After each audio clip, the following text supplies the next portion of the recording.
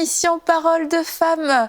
Nous parlons de notre quotidien avec Jésus, comment développer la passion au quotidien, être amoureuse de Jésus. Et nous avons comme invitée une amoureuse de Jésus, Émilie. Bonjour Émilie. Bonjour, bonne d'être avec vous.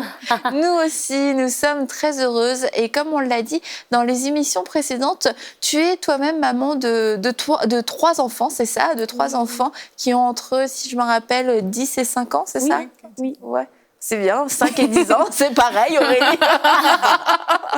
Et parce qu'aujourd'hui, on va parler de cette passion qu'on a pour Jésus, mais comment le vivre dans nos maisons avec les gens qui sont dans notre maison, parce que quelquefois, on est un peu dans notre petite bulle, c'est merveilleux, etc. Mais on a aussi notre famille qui est une bénédiction et on peut vivre cette passion finalement aussi en famille. Et comme tu l'as fait au cours des dernières émissions depuis le début de la semaine, tu nous as partagé un peu ton quotidien, comment toi, est-ce que tes temps de prière, ça se passait. Et aujourd'hui, tu vas tout nous dire encore, Émilie, comment toi tu fais pour instaurer le royaume de Dieu, la culture du royaume de Dieu, comment tu fais pour instaurer la présence de Dieu, accueillir la présence de Dieu dans ta maison, avec tes enfants et avec ton mari, c'est ça. Oui, mais dans le fond, pour moi, ça a toujours été hyper important de pouvoir que souvent les vraies choses, ça se passe au quotidien. Puis c'est bien beau d'être sur un stage, puis aimer Jésus, louer le Seigneur avec extravagance, tout donner. Mais si on n'est pas capable de le mettre au quotidien, puis d'être un exemple avec nos enfants, les enfants, ils sentent. Ouais. Et nos enfants sentent qu'est-ce qui est vrai puis qu'est-ce qui est faux. Puis ça, c'était toujours le désir de mon cœur. Je veux que mes enfants ressentent l'amour que j'ai pour lui, tu sais, dans mon quotidien. Et moi, j'ai des tout petits enfants et qui sont proches. Donc, pour ceux qui ont des enfants en bas âge, c'est pas toujours évident de garder la paix dans la maison quand que ça crie, ça chicane. Mais ce que j'aime faire, c'est dans la maison, c'est que je mets souvent en fond de la musique, de la louange. J'aime, puis pour moi, ça me calme que quand ils rentrent, parce que souvent dans la maison, quand on est toute seule, tout va bien, mais là, tout d'un coup, les enfants rentrent, puis c'est « Maman, c'est moi, je veux ça, je veux ci, je veux ça. Ouais. Oui, mais là, il m'a tiré les cheveux, puis là... » Et là, comment gérer ça avec paix et patience? T'augmentes le volume pour rien entendre. Mais c'est ça. Quand on a nos temps avec Jésus, puis qu'on prend nos temps, comme on a parlé dans les dernières émissions, ça nous aide à garder la paix, puis de garder ce calme dans la maison. Et des fois, on perd notre calme.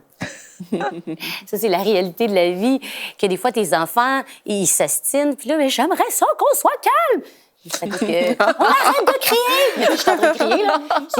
C'est pas ça qu'on veut. Puis c'est un cheminement qu'il faut être rempli de patience envers nous aussi. Parce que des fois, en tant que parents, on veut instaurer le royaume de Dieu, mais des fois, ça arrive qu'on n'est pas toujours le meilleur exemple ou qu'on s'est emporté. Oui, ça l'arrive. Ça m'est arrivé quelquefois ou que wow, je me suis emportée parce que je n'étais plus capable puis que le son était trop intense. Mais c'est dans ces moments-là aussi, je pense qu'il y a des choses qu'on doit enseigner à nos enfants. Comment demander pardon. Je me souviens, je vais vous partager le quotidien. Un Noël, c'est le 25 décembre, on est tout excités, on a développé les cadeaux. Et je me souviens pas exactement le pourquoi, mais mon petit grand garçon, il agit de façon très égoïste. Et souvent, il y a des choses chez nos enfants que, des fois, ils ont des petites choses qui sont capables d'aller chercher les cordes sensibles dans notre... que tu penses que t'es plein de paix, puis tout d'un coup, comme... Et ce 25 décembre-là, il a touché la corde sensible. Oui, il a touché la corde sensible d'égoïsme, puis qu'on vient de donner les cadeaux. Je me souviens plus ce qu'il avait fait, mais c'était vraiment difficile. Et là, j'ai vraiment explosé. Mais là, je m'en vais dans ma chambre, je pleure, parce que là, je veux plus le voir, parce que là, c'est comme, premièrement, c'est le 25 décembre, il est en train de, tu sais, l'atmosphère de la maison, on est supposé de célébrer l'amour de Jésus, se donner des cadeaux, puis là, c'est comme... Et je m'en vais dans la chambre me mettre, parce que souvent, quand les enfants ils chicanent ou qu'ils débordent, on dit « Va prendre ton respire dans ta chambre. » Tu sais, comme sur le rez-de-chaussée, c'est un endroit de paix. Tu sais, si tu as de la peine ou si tu as quelque chose, on est là, mais si tu débordes, c'est dans ta chambre. Et va trouver ta paix, puis je pourrais en reparler un petit peu plus tard. Mais là, ce moment-là, c'était moi. Donc, je m'en vais dans ma chambre. Et là, je suis en pleurs. Je suis Seigneur, j'ai tout gâché parce que là, en plus que j'ai explosé, fait que j'ai débordé. Puis même dans mes paroles, j'ai peut-être été trop loin dans ce que j'ai déclaré, dans ce que j'ai dit. Et là, la culpabilité rentre. Et là, c'est comme, je veux apporter le royaume de Dieu. Puis là, je suis comme, OK, là, je viens pas du tout d'apporter le royaume de Dieu. Il me fait déborder. Là, j'ai dit des choses. C'est comme, Seigneur, tu sais. Et là, c'est le 25 décembre. Donc, et là, je me souviens, je suis Tu savais, toi, qu'Émilie Charrette avait déjà gâché un Noël? Et là, à ce moment-là, encore une fois, comme on a parlé j'ai un choix qui se présente à moi. Ou que je reste là avec tout mon... Ou que je me prends en main, je suis la femme de la maison et je vais chercher mon fils. J'ai dit, OK, j'ai de la misère, là, ce que tu as fait, c'est très grave. Maman aussi, c'est très grave parce que je me suis emportée. Mais là, on se doit de se tenir ensemble. Et là, fait que là, je prends mon fils, puis je n'étais pas encore à l'étape de je suis pleine de paix, puis je vais régler la situation. Je n'étais pas encore là. Mais j'ai dit, Némi, viens avec... Oh, j'ai dit son nom. Mais viens avec maman. On descend en bas, puis là, j'ai dit, OK, j'ai besoin de toute la famille. Et là, je m'assis, on se colle, et je n'ai pas le goût, mais je mets mes enfants, Samuel avec Abigail, mes enfants, on se colle.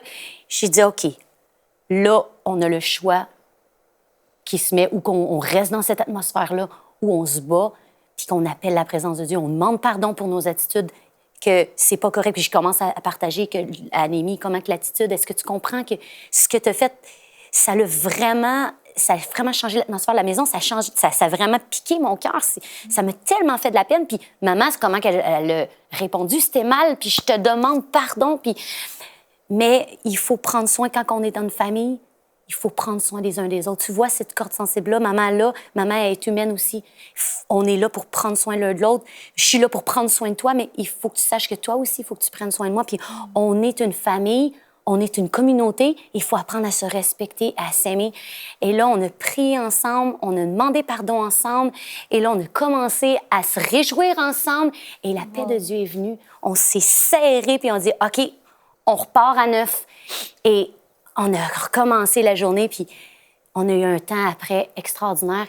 Et en même temps, je trouve que c'est comme quand le Seigneur, il prend un chaos, puis il le transforme en cosmos. Il prend ce qu'il y a de plus pas beau, mais si on le dépose, puis on y vient avec humilité, on dépose nos cœurs, il transforme ça en message. Comme changer un mess en message, qu'on a déjà entendu cette phrase qui circule.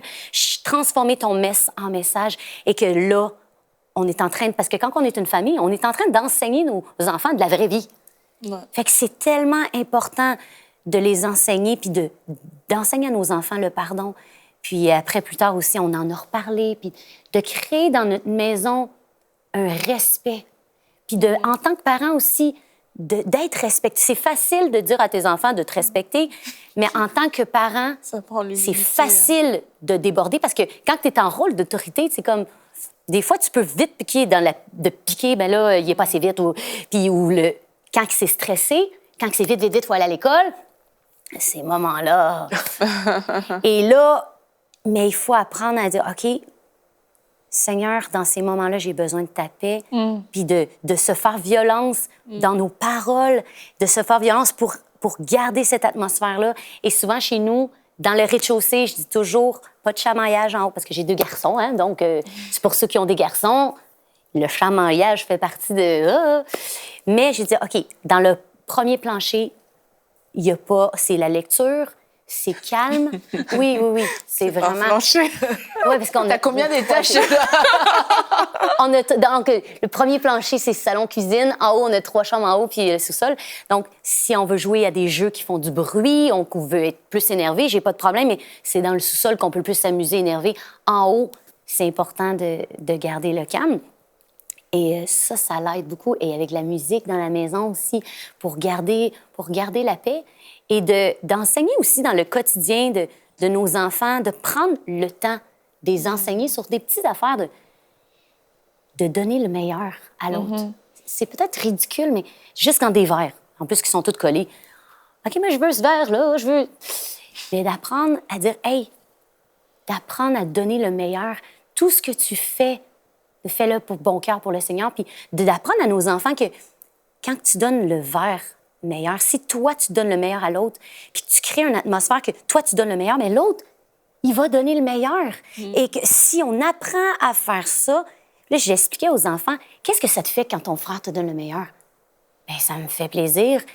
Et quand que ton frère et vous sautez pour avoir le meilleur verre, c'est tellement un exemple ridicule de verre, mais c'est des bases, hein? Qu'est-ce que ça crée dans votre cœur? Bien, ça crée de la jalousie, ça crée de la frustration. Mais quel genre d'atmosphère on veut garder à la maison? Et puis de partager des petites bases que je disais aux enfants, oubliez pas qu'à chaque bonne action, même si personne ne le voit, ça dit dans la parole que Dieu va le récompenser. Si les hommes ne le voient pas, ça veut dire qu'au ciel, c'est Dieu lui-même qui va en faire l'éloge. C'est encore plus gratifiant. Puis des fois, nos enfants comme nous, on marche à carotte aussi. Il faut apprendre à réaliser que tout ce qu'on fait qui n'est pas vu, on va avoir une récompense céleste. Puis dans les petits quotidiens de la vie, de l'apprendre dans le quotidien, je pense que ça fait toute la différence à la maison. Et est-ce que tu as instauré des rendez-vous? Comment? Je ne sais pas si c'était la question que tu voulais poser, mais moi, je voulais savoir comment elle a fait pour en arriver là, dans sa maison. Est-ce que les choses soient... OK, vas-y alors. Désolée.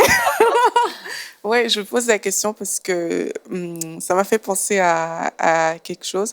Mais c'est comment est-ce qu'on fait pour en arriver là? Parce qu'il y a des personnes qui sont en couple, qui ont des enfants et tout, mais justement qui ne savent pas comment donner ce cadre-là dans leur maison où les choses doivent se faire de cette manière, où la présence de Dieu doit prendre une certaine place, où la paix, le pardon doit prendre une certaine place. Comment on fait? Et quel est le rôle aussi peut-être du mari, de la femme par rapport à tout ça?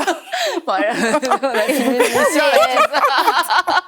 Mais c'est dès qu'ils sont bébés, dans le sens, c'est un début de les apprendre c'est comme, dans le fond, avec nos enfants, c'est le quotidien avec eux qu'on partage ce qu'on vit avec le Seigneur. Fait que c'est sûr que je vais partager tout de suite, si j'ai une révélation ou quelque chose, je vais prendre le temps, souvent en mangeant, que je prends le temps de parler avec eux.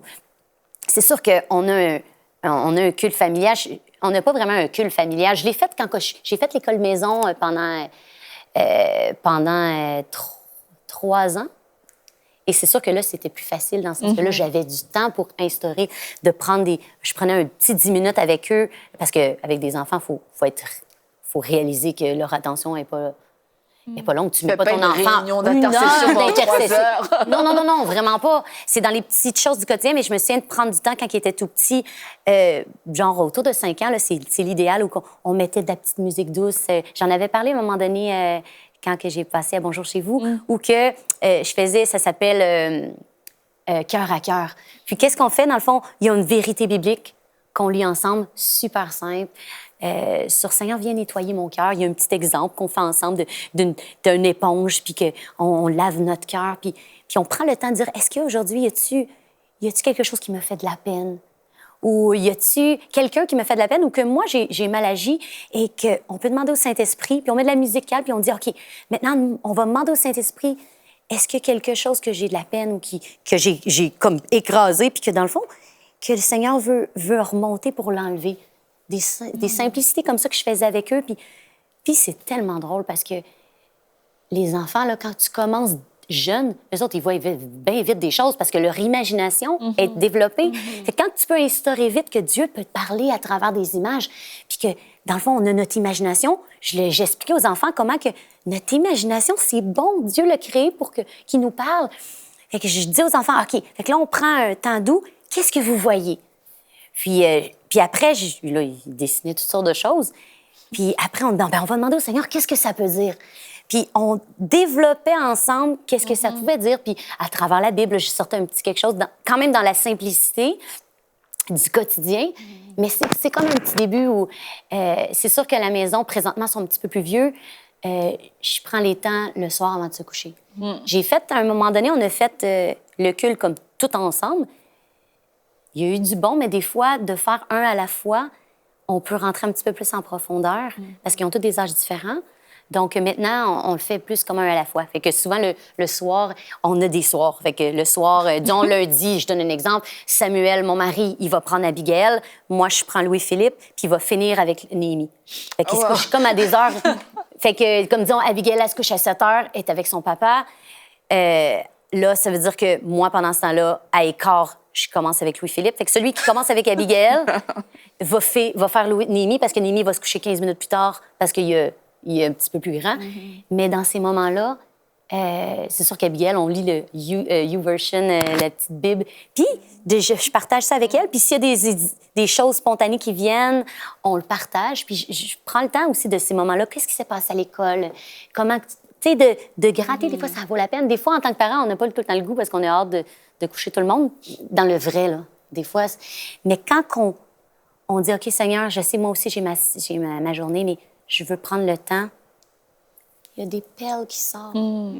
Puis des fois, c'est comme avec mon plus vieux aussi, de prendre le temps de lire avec eux. Comme là, mon grand, il a 9 ans, avoir 10 ans, mais je lis les proverbes avec lui. Je dis pas un long bout, mais on prend une partie de proverbes, puis là, on le lit ensemble. Je pense que tu pourrais lire 365 jours au cœur des Oui, proverbes, oh, par exemple.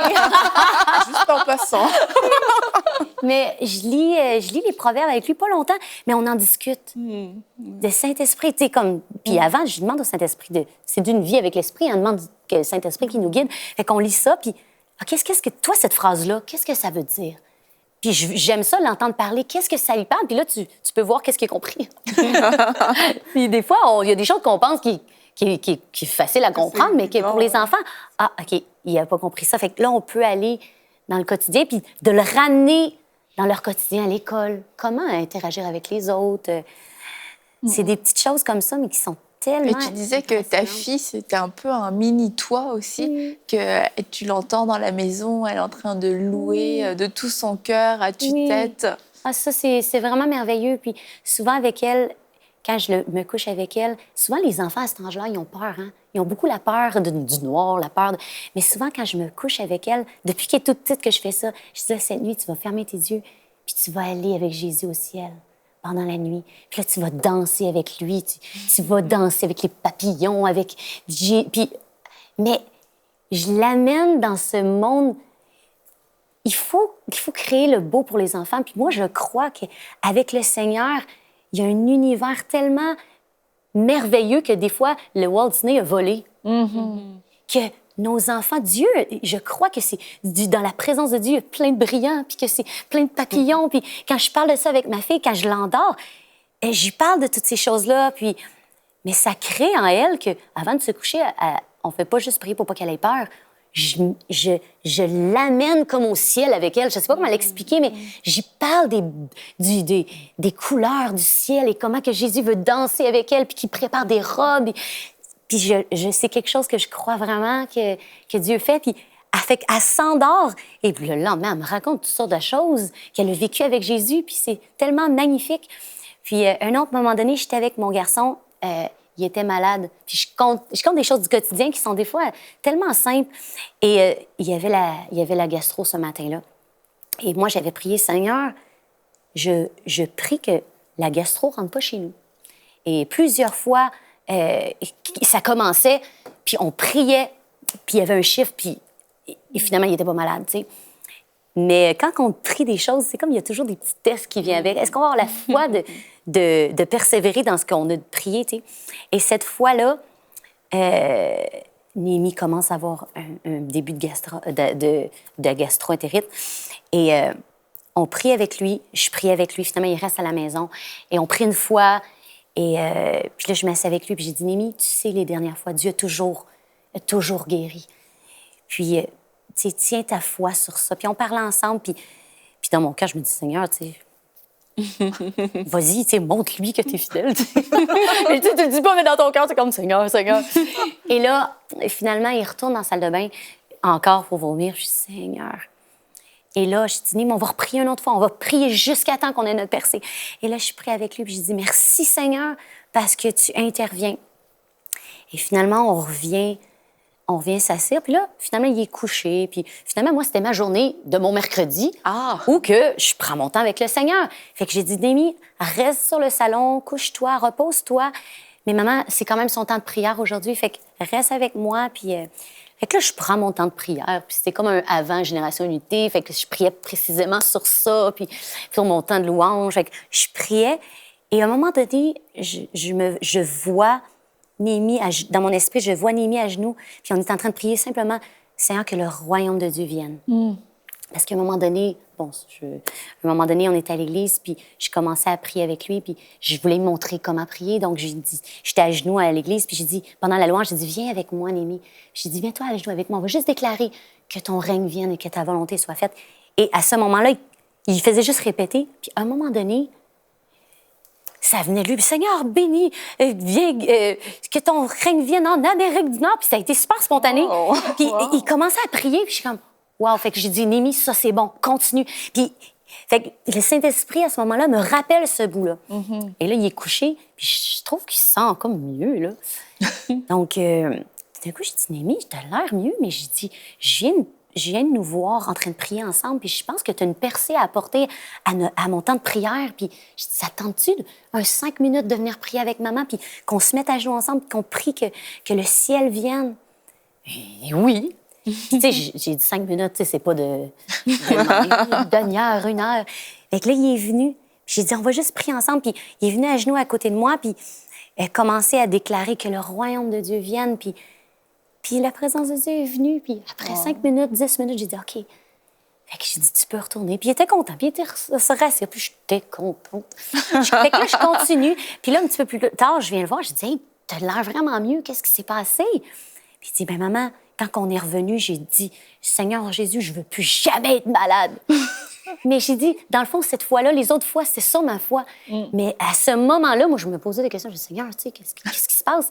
Mais ça a été sur sa foi, lui. Et c'est quand que lui, il a pris sa décision de déclarer ça. Et c'est là qu'il y a eu son miracle. Fait que j'étais super encouragée.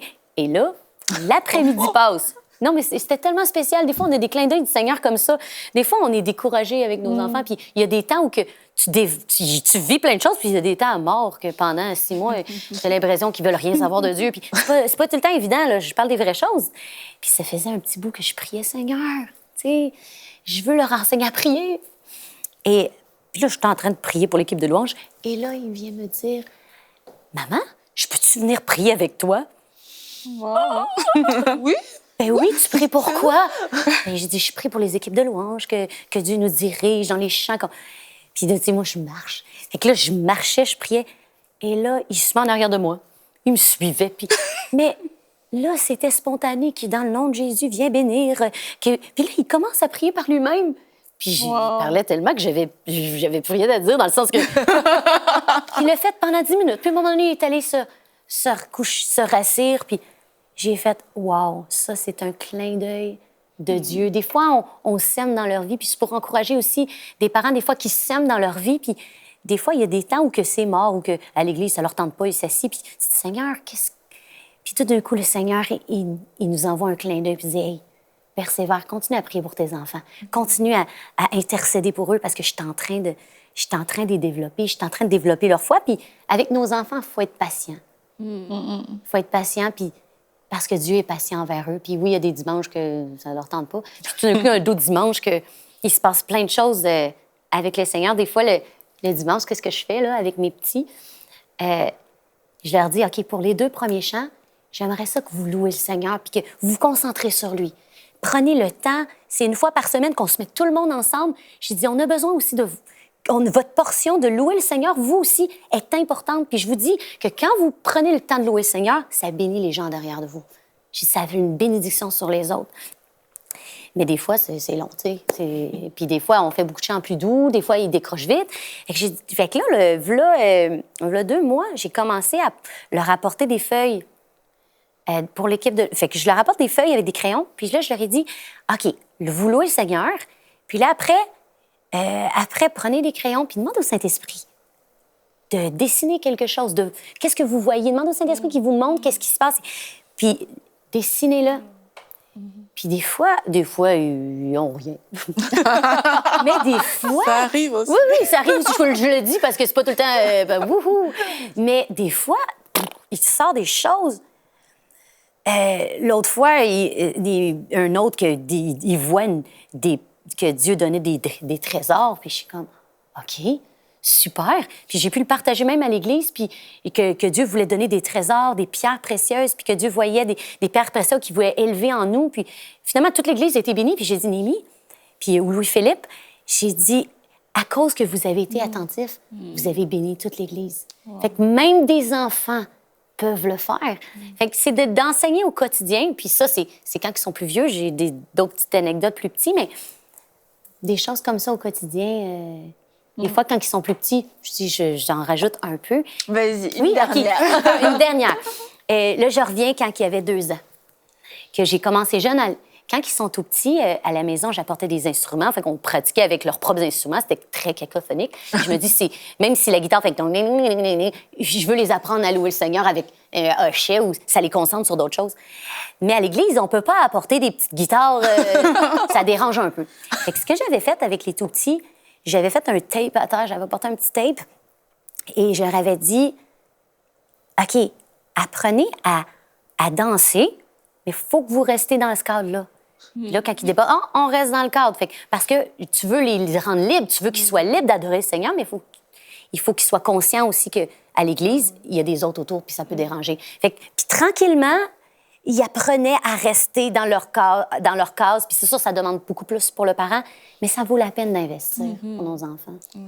Donc ça vaut la peine d'investir dans vos enfants, de pouvoir leur transmettre votre passion. Et ne croyez pas que notre amour pour Dieu, c'est quelque chose juste pour les adultes, juste pour les grands, juste pour nous, et qu'eux, ils feront leurs expériences plus tard. C'est aujourd'hui qu'ils doivent faire leur expérience. C'est moi et ma maison, nous servirons l'Éternel. Et on peut louer avec eux, on peut prier avec eux, on peut méditer avec eux. La seule chose, c'est souvent, il faut adapter la forme et raccourcir le temps. Donc, parce que sinon, ça devient long et compliqué et fastidieux. Ils n'aiment pas ça et on se dit, bon, ça les intéresse pas. Ça les intéresse, il faut juste souvent adapter la forme, se mettre à leur niveau. Et vous allez voir que vos enfants ont soif et que vos enfants vont grandir spirituellement et que eux-mêmes vont apporter leur pierre dans la maison. Ils vont apporter leur propre trésor, ils vont apporter leurs propres dons et vraiment ça en vaut la peine. Donc parents, prenez le temps d'investir dans vos enfants et on se retrouve demain pour une prochaine émission de Paroles de Femmes.